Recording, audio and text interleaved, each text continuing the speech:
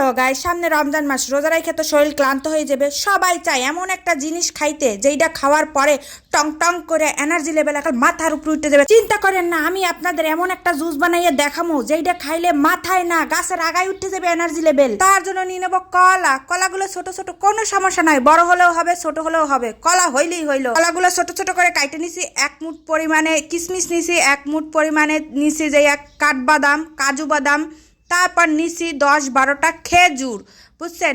খেজুরের মধ্যে বিচি কিন্তু ফালাই দিছি। তারপর নিলাম একটা লেবুর অর্ধেক পরিমাণে।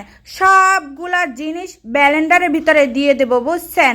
ব্লেন্ডারের মধ্যে দিয়ে এই যে লেবুটার রস চাপে চাপে এর ভিতরে দিয়ে দেব। এর সাথে আরো দিয়ে দেব টক দই, বুঝছেন? টক দই দেওয়ার পর হালকা একটু পানি দিয়ে দেব। বেশি পরিমাণে পানি দিলে হবে না, তাহলে ব্লেন্ডার ভালো হবে না, মিশ হবে না। তারপর মিশ করে ব্লেন্ডার করে নেব।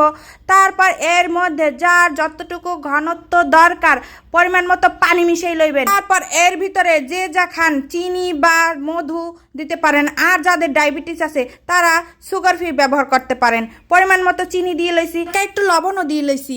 এই জাতীয় জুসের মধ্যে একটু লবণ দিলে চিনির ব্যালেন্সটা একটু ভালো হয়, বুঝছেন? কি মজা! এরকম একটা জুস বানাইলে তো আপনার এনার্জি লেভেল গিটার বাজাইবে। দৌড় দিয়ে তারাবি পড়তে যাইবেন। বানাই খাইয়েন কিন্তু।